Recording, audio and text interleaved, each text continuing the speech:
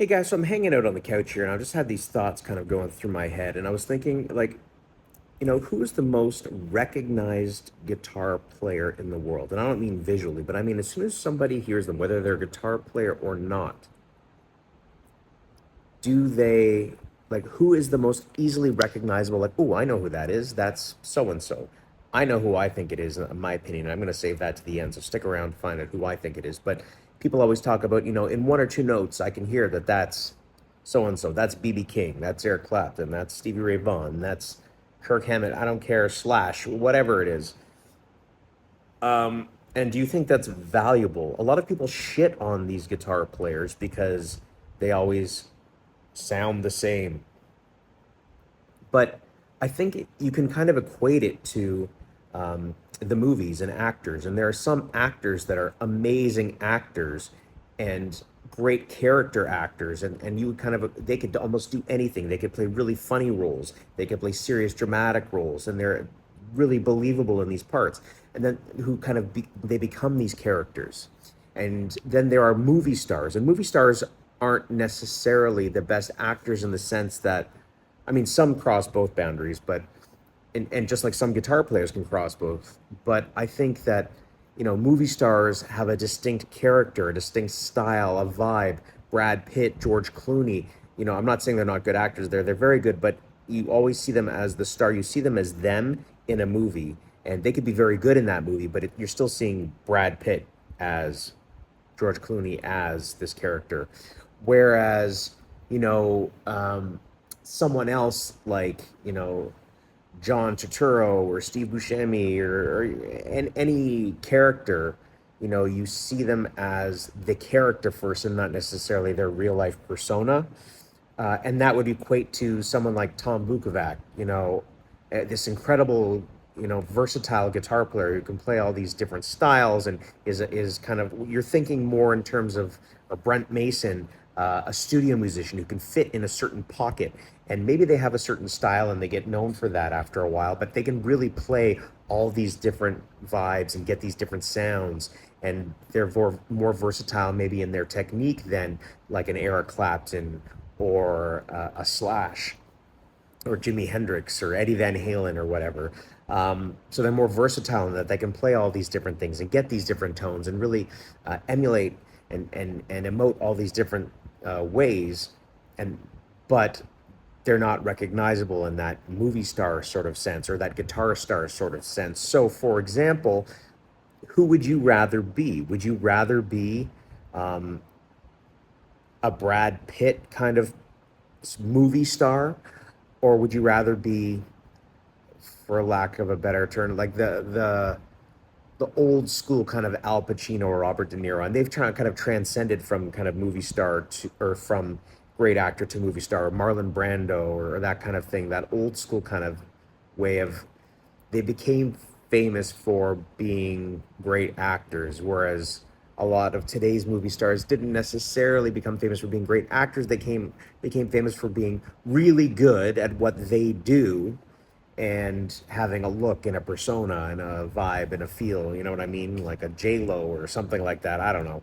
To use an example, they've definitely got that quality and they're good at their pocket.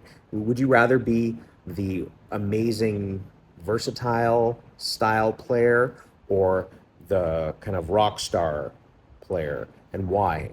I think it's a really interesting concept to kind of think about.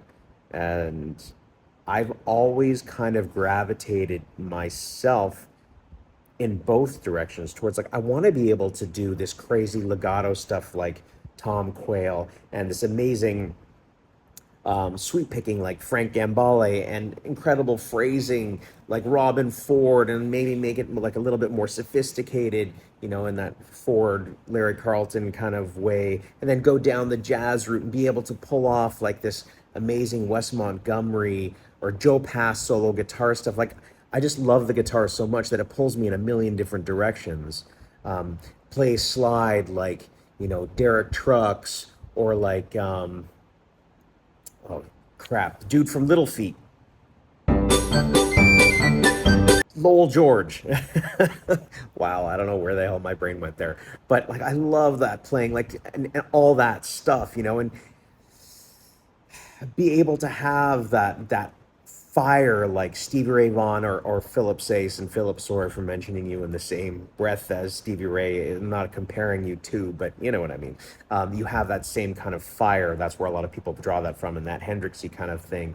Um, I would love to be able to do that. That Eric Clapton thing, where to write songs and sing like Eric Clapton and play so lyrically and beautifully, and you know the BB vibe back in the day and all that stuff.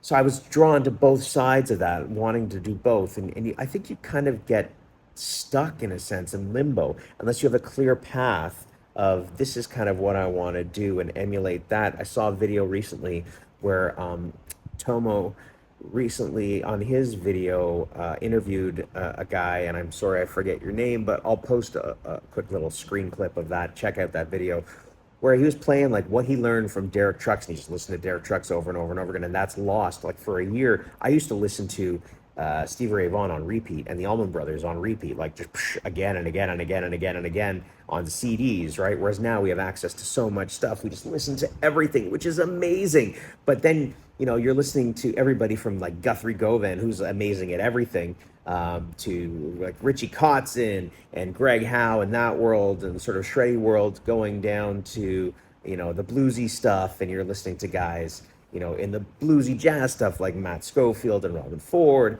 or the straight traditional blues, more traditional blues stuff, the old school guys like all the Kings, the Three Kings, Freddie King, Albert King, you know BB King, Albert Collins, you know like you can just get lost down that hole and it just never stops. And I think this just sort of overwhelm, too much input can actually be bad for you. Or maybe it's a good thing and I'm just nuts and I don't know what the hell I'm talking about. And I know there's no playing in this video, but I really wanted to make this channel more than just playing. I do want to continue. If you look at my early videos, like a lot of lessons, I want to continue with like lessons and tones and gear. But this is called 24/7 guitars because I love the guitar and everything about it, right? Even making clothes for guitar players, link down in the description below. But yeah, so like my mind is a lot of people crap on guys like Eric Clapton because they always kind of sound the same. Where if you hear a Clapton, it's like, especially over the last couple of decades, it's Clapton, and they call him Eric Clapton because of that. I don't know if you guys have heard that term or not, but I freaking love Eric Clapton, man, for so many reasons. And I'd love to know, like, as I'm gonna kind of tell you who I think is the most recognizable movie star slash guitar star in the guitar world, in the history of guitar. Even where non-guitar players will hear it and be like, "Ooh, I know who that is. That's so and so." Who do you think it is? I'll tell you now who I think it is. Three, two, one. Carlos Santana. And everybody shits on Carlos Santana because he always sounds the same. But Carlos Santana is awesome, man. Like, he's a really kind of, if you will, spiritually flighty, weird dude. If you hear the way that he speaks and expresses himself, I'm cool with that, though. It doesn't hurt anybody. But like I know specifically a jazz guitar player who's one of the best guitar players in the world. And I took a few lessons from him back in the day. I don't think he'll remember who the hell I am.